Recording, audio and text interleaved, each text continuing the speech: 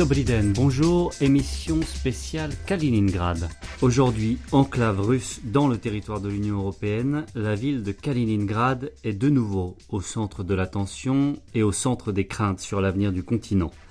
Que ce port de la mer Baltique soit désormais l'un des secteurs les plus militarisés d'Europe est un fait connu, mais l'histoire de cette cité, longtemps appelée Königsberg, reste méconnue, notamment le rôle fondateur qui a eu en 1255 le roi tchèque Přemysl Otakar II, en français Ottokar II de Bohême, un roi surnommé le roi de fer et d'or. Nous sommes en ligne avec l'historien suisse Loïc Chollet, docteur en histoire médiévale et conservateur adjoint du musée de Saint-Imier. Bonjour. Bonjour. Alors on parle beaucoup de Kaliningrad ces derniers jours. Kaliningrad en russe, Königsberg en allemand, mais aussi Králové en tchèque. Est-ce que c'est exagéré de dire que cette ville est tchèque à l'origine? Alors, fondée par un roi tchèque, c'est sûr, ou en tout cas avec la participation d'un roi tchèque. Ensuite, s'il faut savoir si la ville est balte, teutonique, allemande, russe, ou encore on peut imaginer d'autres appartenances. Ça, c'est une question beaucoup plus compliquée. Je serais tenté de dire que c'est une ville cosmopolite et à l'identité multiple, comme c'est le cas de quasiment toutes les villes dans l'Europe médiévale. On a du mal aujourd'hui à s'imaginer que ce qui est aujourd'hui la République tchèque, la Bohême à l'époque, pouvait s'étendre jusqu'à ce qui s'appelle aujourd'hui Kaliningrad. C'est le fruit du hasard, c'est le fruit de conquêtes. Il faut savoir que le roi tchèque auquel vous faites allusion, c'est-à-dire Ottokar Přemysl II, n'a pas à proprement parler envahi la région de l'actuelle Kaliningrad pour son propre compte, mais il était ce qu'on appelle un hôte des chevaliers teutoniques. L'ordre des chevaliers teutoniques, c'est une corporation chevaleresque et monacale. Ce sont des moines soldats et qui fonctionnent un petit peu sur le même modèle que les Templiers. Ils sont établis en Europe du Nord-Est, plus précisément en Prusse et en Livonie, et ils sont chargés de conquérir ces régions-là qui sont à l'époque païennes, à la fois catholiques. Donc c'est une conquête, on va dire, religieuse, mais avant tout militaire. Et à la fois pour renforcer leurs liens internationaux, mais aussi pour disposer de forces vives qui ne demandent qu'à tirer l'épée, les chevaliers teutoniques font assez souvent appel à des renforts étrangers, et en particulier à des nobles, et qui, dans le but de parfaire leur aura chevaleresque, de dorer leur blason, apprécient de participer à toutes sortes d'activités de guerre sainte assimilées à l'époque à des croisades. Et c'est le cas du roi Ottokar Přemysl II de Bohême. Donc c'est une alliance de circonstances entre celui qu'on appelle ici Přemysl Otakar et les chevaliers teutoniques? Oui, tout à fait. En fait, c'est un petit peu donnant-donnant. Parce que les chevaliers teutoniques ont besoin d'appui, ont besoin de liens avec la noblesse, et si on peut avoir un roi, c'est même encore mieux. Mais de son côté, Přemysl Otakar, ou Ottokar Přemysl, comme on dit en français, est dans une position très particulière parce que c'est un monarque extrêmement puissant. C'est l'un des premiers personnages de la chrétienté à ce moment-là. Et il ambitionne rien de moins que de devenir empereur. Alors, de quoi un empereur a besoin? Eh bien, il a besoin de prestige. Il a besoin de se poser comme le garant de la foi catholique. Alors, pour lui, c'est un petit peu... c'est l'occasion de mettre son prestige international en avant en participant à une croisade, à une entreprise de conquête au nom de la chrétienté, qui est présenté comme un acte tout à fait généreux, tout à fait spontané, mais en réalité, il y a très vraisemblablement tout un calcul politique là derrière. Est-ce que c'est avec le soutien de la papauté qui est fondée conquise ce qui est désormais appelé Königsberg en allemand, Kralowec en tchèque, Kaliningrad aujourd'hui? Alors, les papes soutiennent dans un premier temps l'action de l'ordre teutonique, tout en mettant quand même quelques garde-fous. En gros, on dit, bon, allez-y, on vous soutient, mais attention à laisser quand même des droits aux personnes qui se convertissent, aux Baltes, aux Prussiens en l'occurrence, et qui se convertissent. Parce que du point de vue de l'Église, on considère que quelqu'un qui se convertit depuis une religion différente au christianisme ne doit pas avoir des conditions de vie qui se dégradent. Au contraire, quand on se convertit au christianisme, c'est pour vivre mieux, et aussi sur le plan matériel. Donc, la papauté et l'Église, les légats, les évêques en poste dans la région, sont censés prendre soin des autochtones, prendre soin qu'on respecte leurs droits. Ceci dit, dans les faits, c'est quand même l'ordre teutonique qui gère quasiment tout de A à Z, et la papauté est tenue assez éloignée, on va dire. Donc le pape n'a pas un droit de regard particulier. Mais l'Église est bien présente dans le processus de fondation de Kralowec, puisque les évêques sont partie prenante, notamment de toute cette entreprise au moment où le roi de Bohême est là. Il est accompagné d'évêques, il a quand même une assise aussi ecclésiastique importante, on va dire.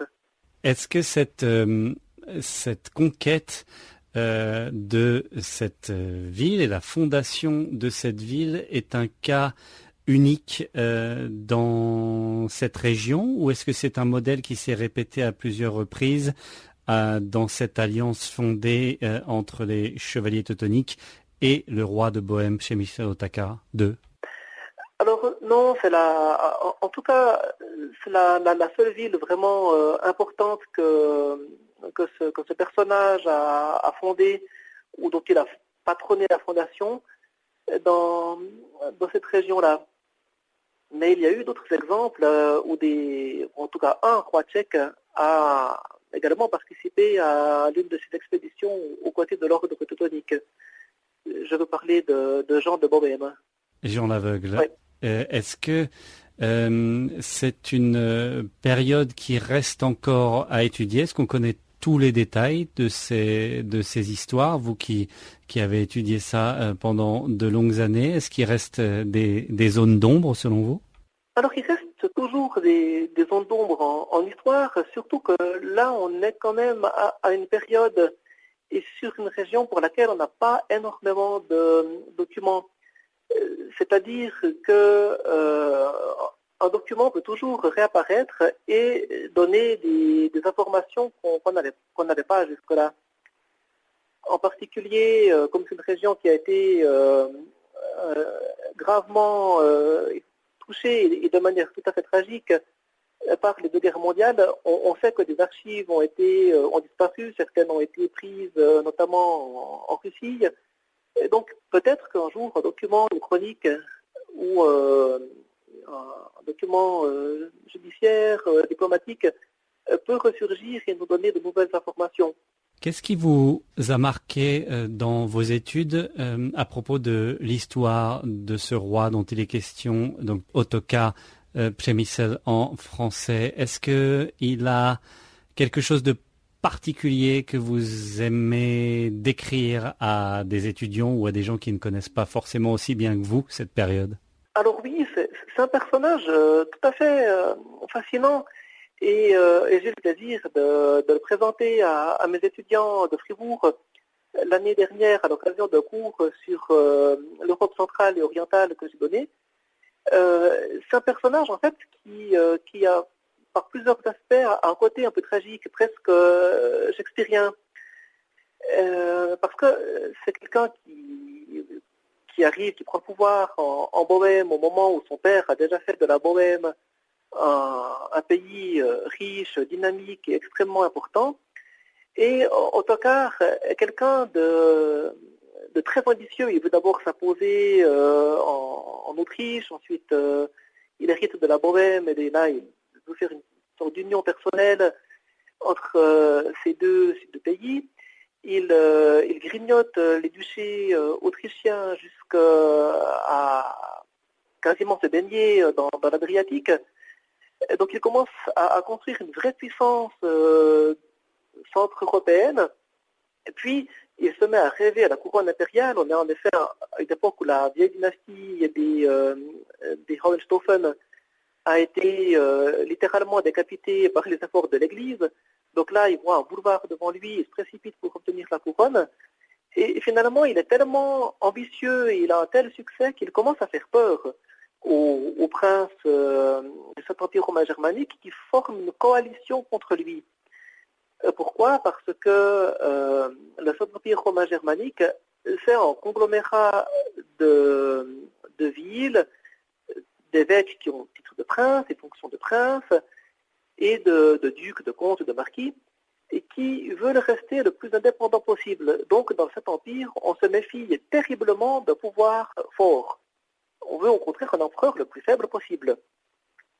Alors, quelqu'un comme Ottokar, qui pouvait devenir empereur, fait très peur, et on se ligue contre lui, et Ottokar finit par mourir sur le champ de bataille face au comte Rodolphe de Habsbourg, et qui est le fondateur de la famille des Habsbourg, qui vont jouer un rôle très important dans la Bohème et en Europe centrale bien plus tard. Et qui lui avait été préféré par ces princes allemands oui.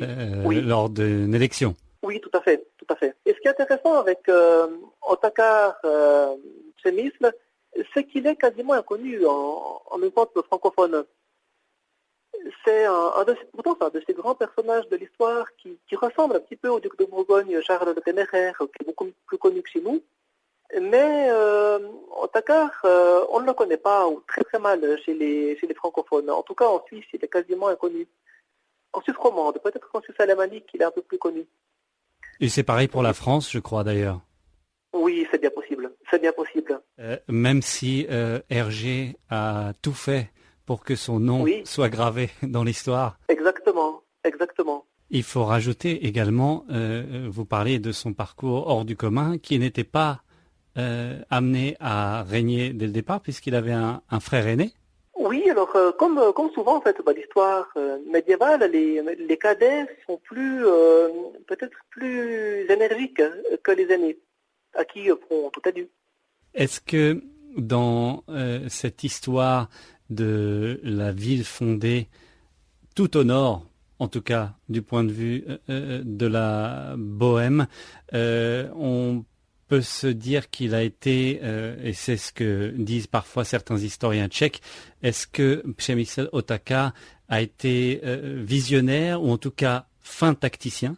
Alors, à mon avis, il a été tacticien au sens où il a été l'un des premiers, si ce n'est peut-être même le premier monarque, à participer à l'une des expéditions de l'ordre teutonique.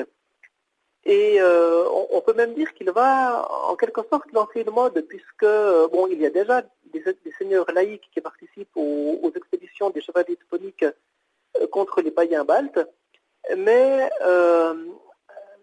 Otakar va lancer une politique d'alliance, en tout cas de proximité, entre les souverains de Bohème et les chevaliers teutoniques. Et l'un de ses lointains successeurs, le roi Jean de Bohème, va faire la même chose. Ce qui est intéressant, c'est que Jean de Bohème, donc, qui était roi de Bohème, mais ressortissant de la très puissante famille de Luxembourg, une famille théoriquement sujette du Saint-Empire, mais culturellement très très très francophile et francophone, eh bien, Jean de Luxembourg, qui devient donc roi de Bohème au XIVe siècle, quand il se rend en plus sur les traces de son prédécesseur Otakar II, il a avec lui un poète français du nom de Guillaume de Machaut, qui est considéré comme l'un des poètes les plus influents de la fin du Moyen-Âge, et un musicien également. Or, Guillaume de Machaut écrit dans l'un de ses poèmes ses impressions de la croisade balte à laquelle participe Jean de Bohème. Et Jean de Bohême a une telle influence. C'est le roi chevalier par excellence. Les poètes français l'adorent. Il a beaucoup de contacts avec la noblesse française. Et en bonne partie, sous son influence, des chevaliers de France, puis d'Angleterre et d'ailleurs, vont de plus en plus se tourner vers la Baltique pour accomplir leur croisade, étant donné que la croisade en Terre Sainte est rendue impossible à partir de la fin du XIIIe siècle. Donc on peut dire que la participation d'Ottokar à la croisade balte a eu un impact très important sur l'histoire européenne. Pour revenir, Loïc Cholet, ce sera ma dernière question sur cette croisade des chevaliers teutoniques. C'était de la violence pure lorsque ces chevaliers arrivaient sur un territoire. Comment ça se passait? Alors oui, c'était très violent et d'ailleurs les chroniques qui relatent la participation d'Ottokar à la campagne qui a abouti à la création de Kaliningrad ou Königsberg ne cache pas que c'était un épisode extrêmement violent. On a des chroniqueurs tchèques notamment qui racontent qu'on tuait tout le monde, y compris les enfants, les femmes et les vieillards. Donc c'était très violent. Mais cela dit, la guerre entre chrétiens en Europe occidentale n'est pas moins violente. En tout cas, quand on s'intéresse à la guerre de Cent Ans ou aux guerres de Bourgogne, on se rend compte que c'est à peu près le même scénario. Si ce n'est qu'en Occident, on était censé, je dis bien censé, épargner les civils, même si les faits n'étaient pas toujours le cas. Donc c'est effectivement des campagnes d'une grande violence dans la Baltique. Mais ce n'est pas que de la destruction, puisque il y a quand même l'idée de christianiser les habitants. C'est-à-dire qu'au bout d'un moment, une fois que l'expédition est menée et que les païens acceptent d'entrer en négociation, eh bien, on négocie, on arrête les hostilités et on peut passer des accords. Alors, en général, le but, c'est d'arriver au baptême d'un prince, où on a un chef balte qui accepte, souvent avec sa famille, de se rendre dans une ville. Alors, au moment où Königsberg est déjà fondé, en général, on va à Königsberg et on baptise le chef balte qui s'est rendu. Donc, il y a quand même l'idée d'apporter la foi chrétienne. Est-ce que dans les chroniques que vous évoquiez, on parle du séjour du roi de Bohême et du temps qu'il a passé sur place? Alors, j'ai pas souvenir que l'on donne un nombre de jours ou de semaines précis qu'il aurait passé sur place.